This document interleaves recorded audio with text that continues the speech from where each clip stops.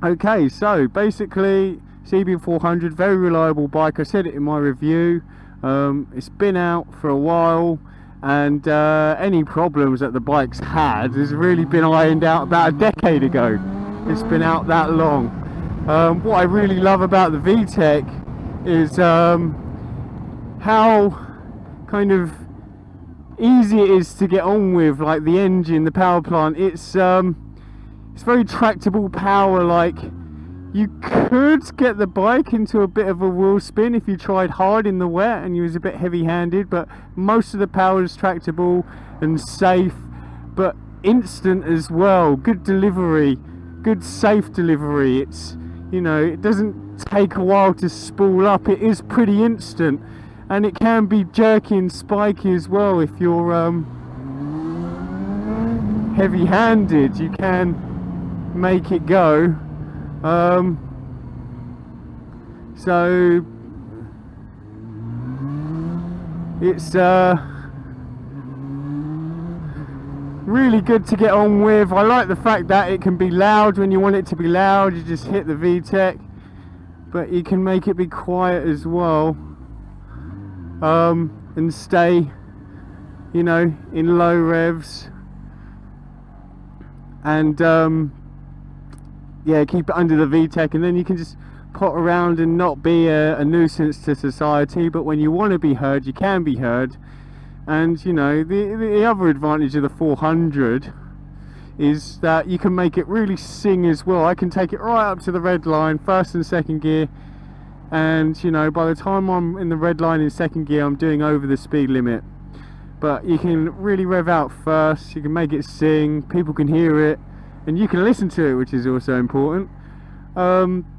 And you know, with a liter bike, I know they're very fun, guys. I mean, we all like liter bikes, but if you revved out first gear to red line, you're going to be popping wheelies and braking the speed limit, so you're never really going to hear it sing too often, if you're obeying the rules and looking out for road dangers and things like that. So it's fairly safe to just let it sing, and that makes it fun, letting it sing all the time. You can sing together.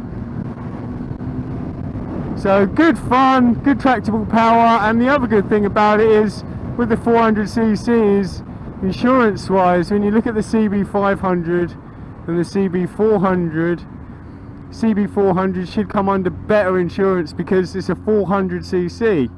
In insurance terms, that's a smaller bike than a 500cc, but you need to look at some other things there before you get carried away. CB400 has 4 cylinders and the CB500 has 2 cylinders, so the CB400 is actually 2 cylinders up.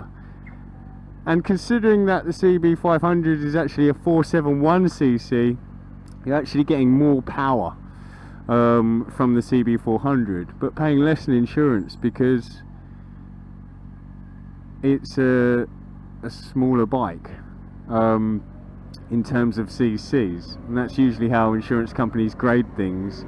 They're very black and white, you know. So you get a little bit more and you pay a little bit less, which is good. So some of the other things in the long-term report, I had it when it was 28,000 kilometers, 2008 model with ABS. I bought it second hand, and it's now on 44,000 kms, and I've had no problems with it. It had some problems starting up. That's because the battery was the original battery from 2008 by the Japanese company known as USA. Very good batteries, heavy and expensive, but it died in 2015 and it was installed in 2008. The bike electronics seemed to like it, never had to change the regulator or rectifier. So all the electronics seemed really happy around that battery, so I went out and got another one, not cheap. I was considering a lightweight battery because we could always drop some weight off of the CB400, it could always be lighter. But then again, I reckon if it was made of an aluminium chassis and you stripped all the weight off of it, it would probably be over the power to weight ratio allowed in the Lamb's specifications for Australian learner bikes. So yeah, it's got a bit of weight, but it handles it well. Handling's really good. Some of the upgrades I got done to it was the suspension, the fork suspension springs. When you'd brake really hard, the suspension springs would compress, but the rebound wouldn't bounce the shock back up again. They'd sink, but they wouldn't come back up. So it always kind of feels a bit soft, feels like they're close to bottoming out. Now I reckon before I upgraded to a Race Tech spring, fork springs, I should have perhaps just tried some new fork oil. Perhaps the fork oil was the original old stuff. Perhaps it needed topping up. Perhaps it just wasn't thick enough oil anymore. It was old. So I ended up doing the springs anyway and the oil. And look, Race Tech suspension, good proven springs. Once that was in there, I mean, the front end is much more confident feeling wise for me now. I love the fact that this bike has adjustable suspension. Most Lamb's bikes don't have that, so you can't set up the suspension to your weight. You're just stuck with the setting that comes out of the factory, front and rear. This is preload adjustable, not rebound and dampening adjustable though, that's not included. You can really tell that this bike is made in Japan. The way the engine noises, the induction noises, sounds like a Swiss watch, and then when you really open it up, it's very stable. It's, you know, you could really hoon the crap out of it and it will be very stable. So I like the way it produces the power. Very good, reliable bike, starts every time, never had problems in cold or wet or anything like that.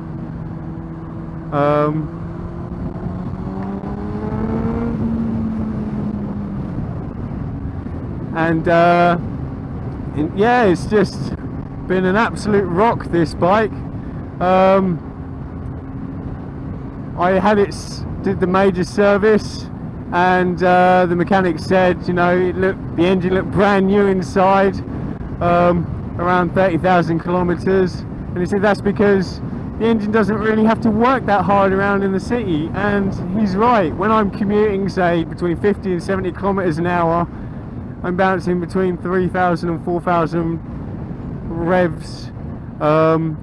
When this bike redlines at 13,000, it's still got a lot in the bank. So, you know, very, very good engine. You can kind of make it last really long just by letting it go at a steady, slow pace and the low revs. Because it can handle so much more. Other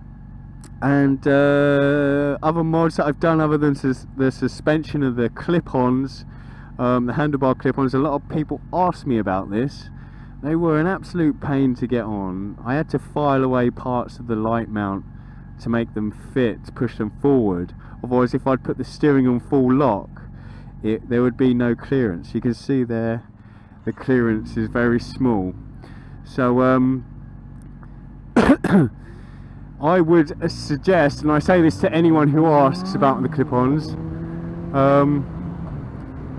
get flat drag bars. They'll fit straight on, very few modifications needed, and you won't lose out on comfort either as much. Like the clip-ons are very slung, far forward, low down. Good in the corners, but you know, in day-to-day life, those corners just aren't really in front of you. And when you consider the traffic as well that you need to watch out for, you might as well just have the comfort, I think, unless you're turning this thing into a track bike. Clip-ons just aren't really the go. I can't fully recommend them. I can recommend them, but not fully. Not over some flat drag bars. So yeah, go with the flat drag bars. That'll be easier. I got a stone guard on the headlight, and I got a slip-on muffler. And you can look at my slip-on muffler review. I won't talk about that too much. But everyone's got a slip-on exhaust, and everyone buys one, so I'm not going to talk about it much. It's just nice to let the engine breathe a little bit, make it sing a little bit louder, because it's got a really good you know, engine note. It's really nice to listen to. You know, when you're going smooth, it sounds like a sewing machine, but when you're revving the crap out of it, it sounds like a Subaru Impreza going full chat, you know. Now, it's not the most powerful thing out there, but it will do 0 to 60 miles an hour or 0 to 100 kilometers an hour in 5.2 seconds. That's quicker than some Subaru Imprezas, Mitsubishi Evo Lancers and Golf GTIs. And it's certainly enough power, if you're an idiot, to put you in a body bag. So you definitely want to respect the power, but it's just all tractable through the red range. You'd really have to rev it hard and dump the clutch to get the front wheel to pop up. And you know, to make it wheel spin, you'd have to go over the white lines in the wet and be quite aggressive before the wheel starts to spin. Maybe that's because I've got a good set of tyres as well. Definitely get some good tyres. That's the most important thing before you do any other upgrade. Get a really good set of tyres. I definitely prefer myself ones that are good in the wet as opposed to the dry, because I do ride this thing in the wet as well. Been amazing in the wet, always been stable, always been confident. So yeah, really good, fun little bike. And I've really enjoyed owning it.